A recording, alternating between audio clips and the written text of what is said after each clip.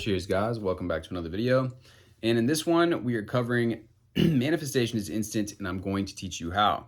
This post is mainly, the purpose of this is to elucidate the idea that imagination is more real and solid than this outer reality.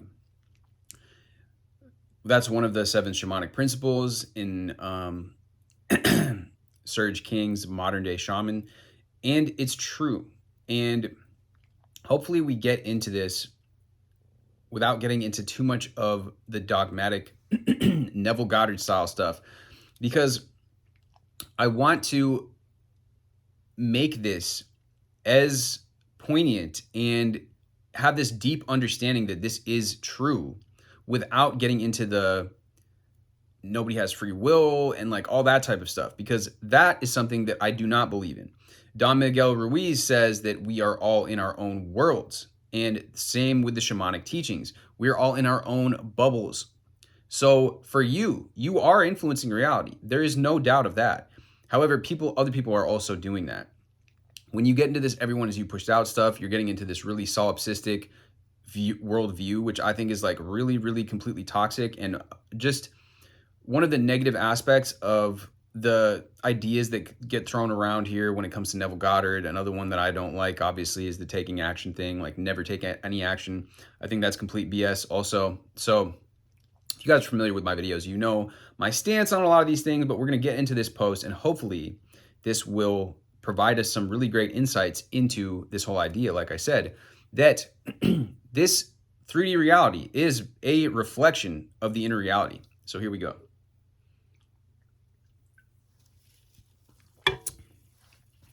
All right. Hey guys, I recently made this comment not too long ago, and I thought it'd be best to put it into a full post. So they've got a linked comment here. Also had quite a shock when I saw that my requested messages were full of people. Sorry I didn't see them. Okay. The Pearl of Great Price. For those who haven't read it, here it is. Another link. Now, we all know that imagination is the one and true reality, right? There's that saying, if you can hold it in your head, you can hold it in the palm of your hand. Anything you think of, you can have it in your life. So there are 3 things that need to be a part of our consciousness. 1, imagination is all that matters. 2, you can have whatever the hell you want. And 3, circumstances don't matter, and it's kind of cringe to limit yourself like that. So, in quotes, have faith in God. Truly, I say to you, whoever says this mountain be taken up and thrown into the sea, and does not doubt in his heart, but believes that what he says will come to pass, it will be done for him. Mark 11:22-23. Okay, let's move on to the next part. Imagination above all else, and only imagination. So now that we've covered that imagination is your own reality, circumstances aren't a thing, and you can have whatever the hell you want, I want you to start creating a foundation for yourself. Start reminding yourself that imagination trumps all. Imagination is all that matters. Imagination is the only true reality. Whenever you're shaken up by your outer world, immediately go into imagination. Want something? Go into imagination. Argument? Go into imagination. Bored? Go into imagination. Straight away, keep telling yourself that whatever you see in imagination is the only thing that matters. The kingdom of heaven is within. You'll eventually go into this relaxed, calm state. You will feel a level of invincibility, nonchalant, knowing, relaxed. This is the detachment that Neville speaks of. When Neville says, persist but detach, it can sound a bit contradictory, right? What he really meant was satisfy yourself so deeply in your imagination, so much that the 3D doesn't even faze you. No matter how terrible, outrageous, wild, and strange your 3D is, it doesn't matter, because what you imagined is a completely different story. I've said this to my mom. We could be getting carpet bombed and I'd know everything would turn itself around to complete peace. Why? Because in my true world, I would see it as complete peace. This is what it means to be a strong manifester. What you imagine quite literally has no other choice but to show up in your 3D world. Here's the instant manifesting part. Want something? Imagine yourself as already having it. Done. You got your manifestation instantly. Read that first part over and over. I kid you not. When you keep reminding, aka affirming to yourself, that imagination's all that matters, your manifestations will be crashing into your life like nobody's business. That's how manifestation is instant. Want something? Use your preferred method of imagination, i.e., inner convo, telephone, images, feeling things, texture, smells, affirmations. You now have your desire. That's it. It's so easy. I can't believe I spent so long struggling and whining when it's something we do constantly. This is why I hate when people claim that there's movement or birds before land. This is getting, not being. Why on earth are you begging for scraps when you know the 4D is all that matters? Don't make yourself look silly. Guys, my SP breathed my direction today. There's movement. Dude, pull yourself together. Neville himself said signs follow, they do not precede. No amount of movement will please you if you're constantly looking high and low for it. And even then, you're not happy. Go back into your wonderful human imagination. Get lighthearted, fun, relaxed, nonchalant, cool as a cucumber, and satisfied in your own imagination. It's instant. You already have it. I ask you, are you really keeping the faith? Do you always turn to your imagination, and no matter what happens, do you remain faithful to the state imagined? If you do, you have passed the test. Now let's go into the silence, unless I need to make an edit or something. LOL. Okay. Top comment. I'll type out my successful manifestations for anyone who doubts. I began manifesting these things below a test to see if they worked, and they did. At the time, I was manifesting assistance to loved ones.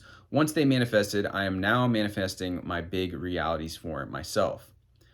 What I manifested successfully: my girlfriend buying our dream home, even when the odds were against her. My father purchasing his home, even when the odds were against him. My remote job, once again, the odds, yes, they were indeed against me.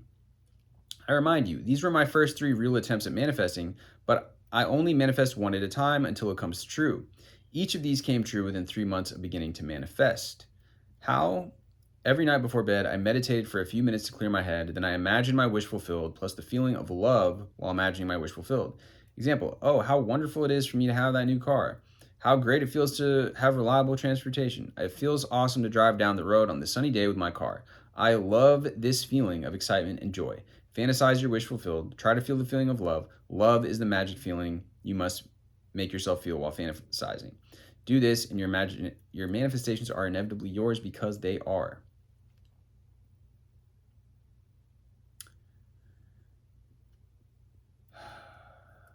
I also meditate before going to bed /sat sessions. And within this meditation, I align with the infinite intelligence within me. That is so damn helpful and amazing.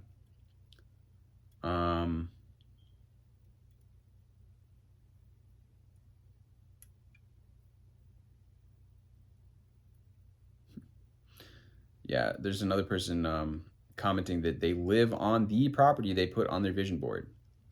And again, this is another... It was around the time The Secret exploded. I was stuck at home.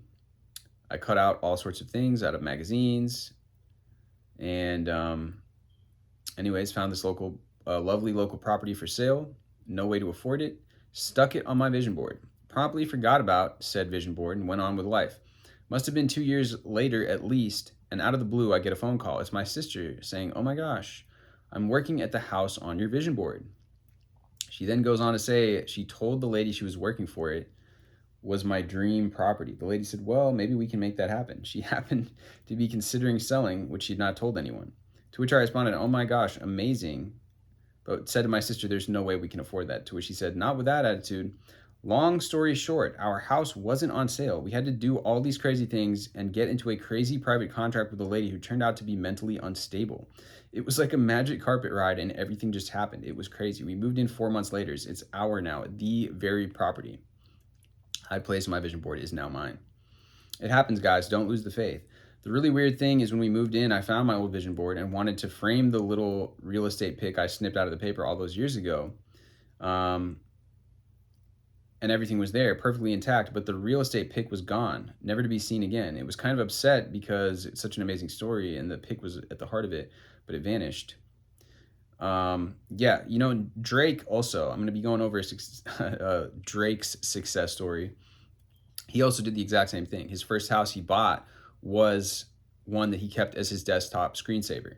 So, you know, there's definitely other success stories that are like this, but this whole post here,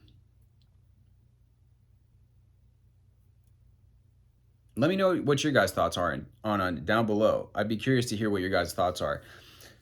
I personally think that there are, and maybe I'll have to do that at some point, get into talking about that chapter out of Serge King's the Urban Shaman, because I think that his explanation of this idea that reality being a reflection of the inner world is actually much more powerful than what a lot of these Reddit posts are talking about. But with that being said, guys, much love as always. Drop this with a like, hit me with a subscribe, and I will see you guys in the next video.